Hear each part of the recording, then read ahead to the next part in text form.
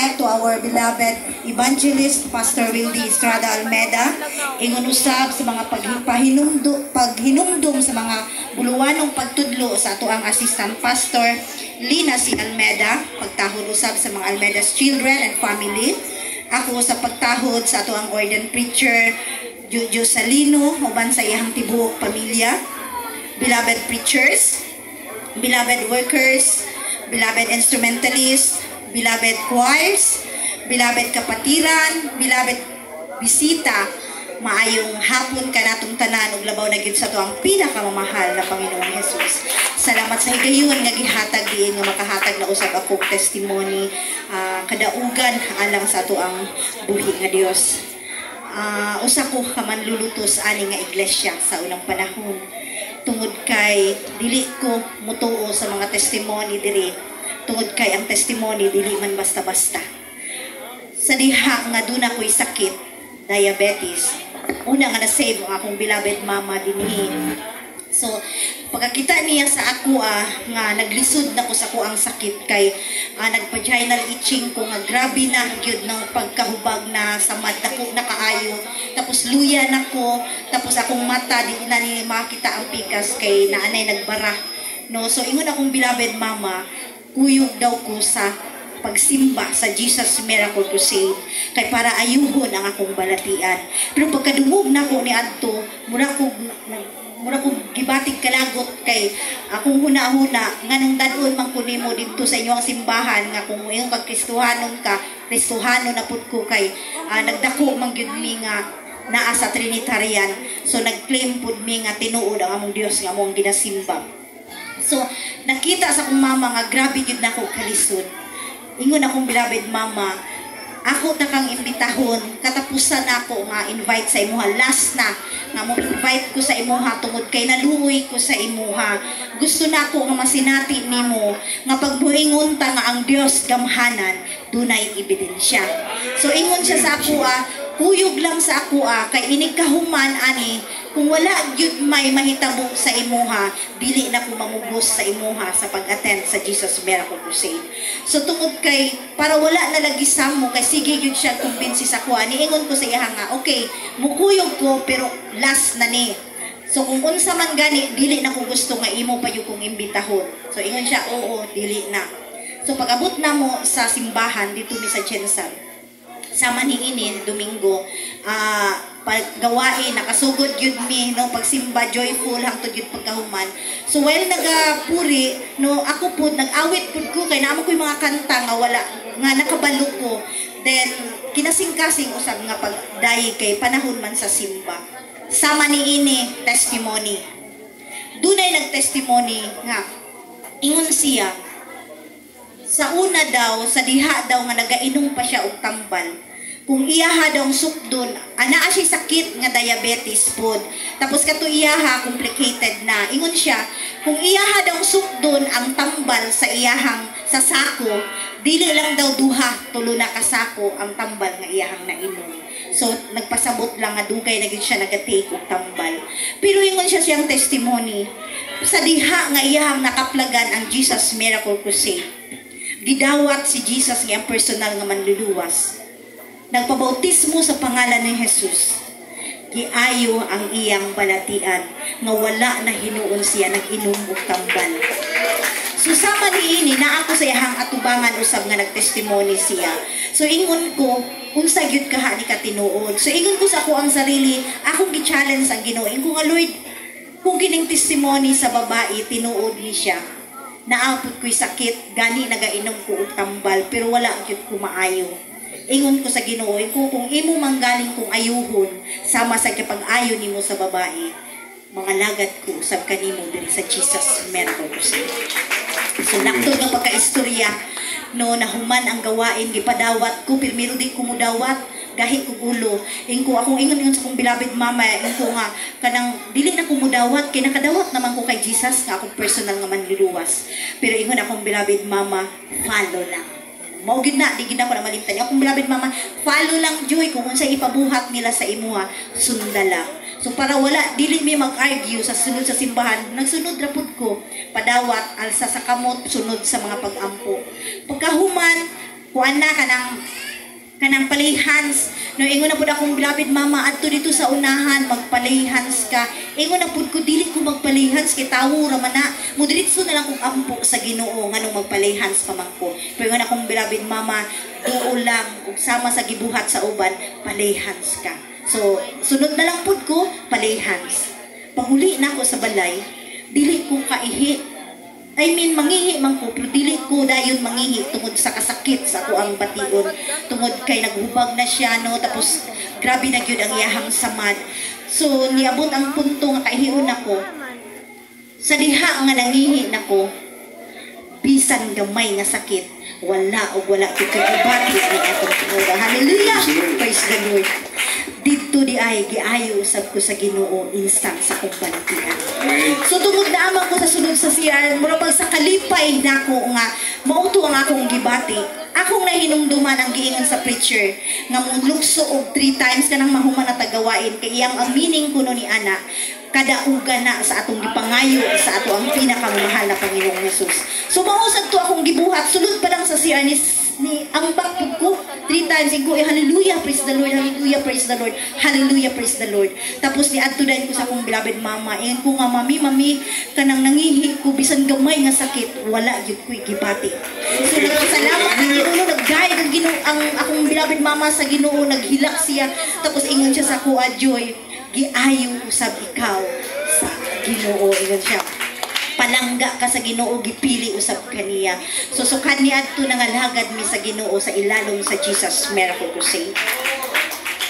Kung unsa man ang kanang panalangin nga gihatag sa uban nga ang sakit no bisan wala na itambal mudayig lang mangayog pasaylo sa Ginoo sa diha mabati ang presensya i-discuss out ang mga balatian mauusab na among ginahimo bisan sa gamay nga bata hilantan silang tudo-tudo wala na gid mi nag-inom og tambal dayig lang giayo sa Ginoo. Pero pag abot na mo diri sa Butuan City last year nagwali atong beloved OP about rebaptism. Tungod kay sa ditong gidawat nako ang Ginoo nga atong personal nga manluluwas sa Jensen. Wala ko na bautismuhan sa pangalan ni Jesus, pero nasinati nako ang gahom sa Ginoo bisan sa balatian giamong i-cast out maayo siya. Pero wala ko na bautismuhan sa pangalan ni Jesus sa Jesus Miracle Crusade tungod kay bautismado ko sa UPC. So sa diha nga ingon akong beloved mama kung bautismuhan sila no siguro na ay lapses kay ingon ang preacher dito nga dili na daw ko pwede bautismuhan kay bautismado na ko sa pangalan ni Jesus. So nagpadayon to ngayon adto lang ang routine sa amo ang kinabuhi. Pero nagpasalamat ko sa Ginoo bisan naa di ay toy kulang pero gipakita sa Ginoo ang iyang gahom kaluoy gugma diri sa amoa. So pag abot na namo sa Butuan nagwali atong beloved OP about rebaptism. So nagkuan na akong hunahuna, murag nag-struggle na. So ingon ko sa mga hunahuna, kinahanglan ba gyud ay ko kay ingon atong beloved OP. Bisan pa daw kung bautismado ka sa pangalan ni Jesus sa lain nga congregation, pag abot nimo sa Jesus Miracle Crusade, kinahanglan gyud magpa-rebaptize ka.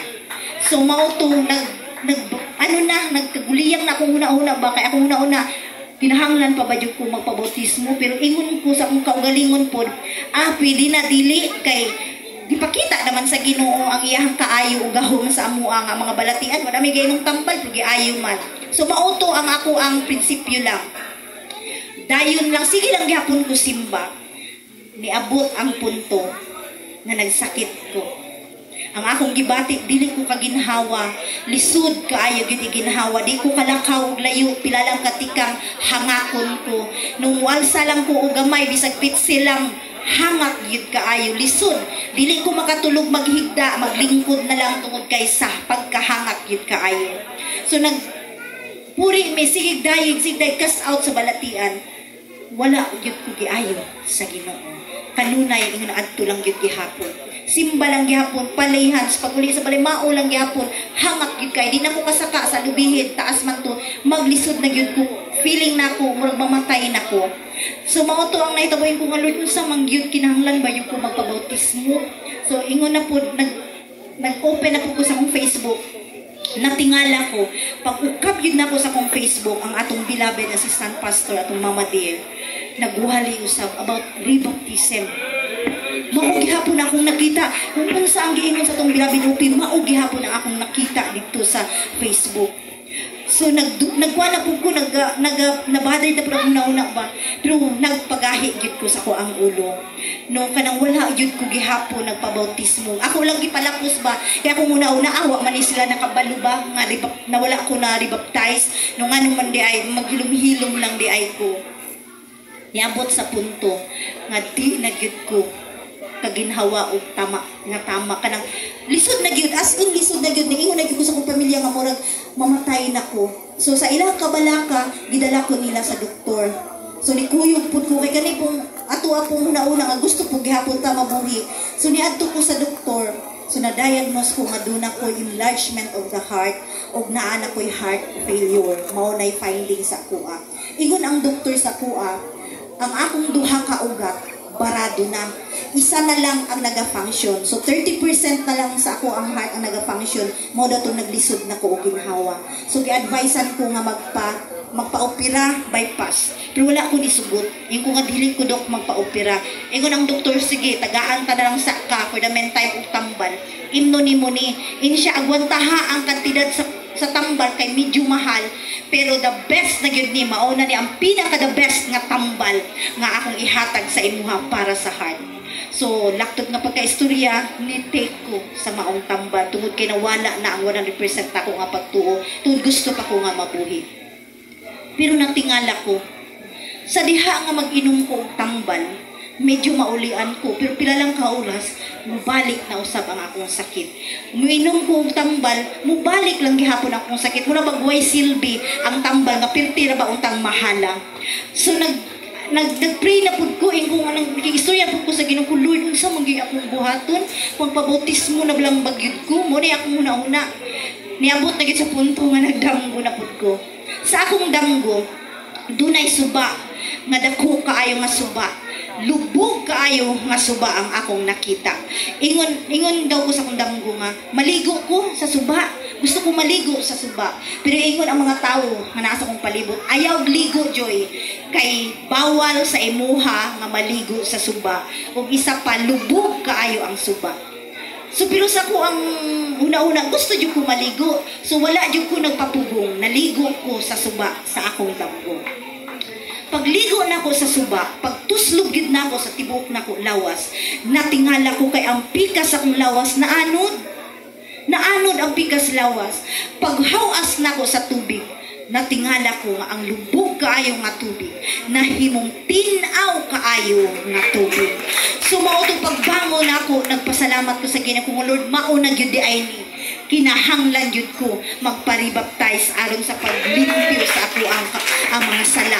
So mao to nagtawag dayon ko sa pastoral house, no, ingon dayon ko sa ato ang preacher nga kanang gusto ko mag-alay og fasting kung naabay bakanting kwarto, tapos gusto ko magpa-counsel sa toong Beloved OP kung naaba. So timing no nga naapod atong Beloved OP, so mo to nagpa-counsel ko, isa lang ang giingon sa toong Beloved OP, isa na lang sis ay mong kulang, bautismo sa pangalan ni Jesus. Ingon siya, no, ingon dayon siya sa kuha, no, di ko makalimot, ingon siya, kung imo nang buhaton sis, ayuhon sa Ginoo ang imong palatian. So wala ko nagduha-duha, nagpabautismo dayon ko diha dayon. Tapos nag-alay ko fasting sa atong pinakamahal na Panginoon Jesus. Pero natingala ko, while nagapasting ko, wala na ko naginom og tambal, giundangan akong tambal. Akong na-feel ba nga, nakaginhawa ko og tama. Nahimong normal ang akong ginhawa. No dili man ko makatulog og kanang walay unlan nga taas kaayo. Pero pag fasting na ako kay wala may unlan, nahigda lang ko sa kama pero natingala ko, nakatulog ko og insakto ni ato tinura. So mao to nagpasalamat ko sa Ginoo ko nga tinuod ko di ay ang bautismo sa pangalan ni Jesus diri sa Jesus Miracle Crusade. Tuna gayoy dakong kahimuan sa tuang kinabuhi. Nga pagmuingon ta nga ang Ginoo sa Jesus Miracle Crusade nga gialagaran usa ka Dios nga buhi. Gamhanan siya, makita gayud ang ebidensya nga siya gayud tinuod nga Dios nga atong gialagaran. Hallelujah, praise the Lord. Mao nagpasalamat ko sa Ginoo tungod kay kung ang doktor miingon siya kung dili daw na ako imnon ang tambal, may posibilidad nga mamatay ko tungod kay 30% na lang ang naga-function sa ko ang heart. So may tendency daw gyud nga mawala ko kung di daw na ako tumanon. Pero salamat sa atong buhi nga Dios. Kay bisan wala na ginumog tambal, ang Ginoo nagpakita sa iyang milagro nga mas labaw pa siya sa doktor. Hallelujah! Praise the Lord. Muna nga dalaygon kayo ang atong buhi nga Dios. Ang ayan, ugangayan gayon siya nga pagkasimbaho ng buwan. Wala na gilaing Dios nga akong alagharan. Salamat sa Ginoo bisan dili man takos. No, kaya aya sa iyang atubangan nagpasalamat ko tungod kay iyang grasya kaluoy iha gayong gihatag nga ri kanako. Ang tanang dungog himaya iya lamang sa atong pinakamamahal na Panginoong Jesus. Even praise the Lord. God bless you, beloved Sister Joy Minar.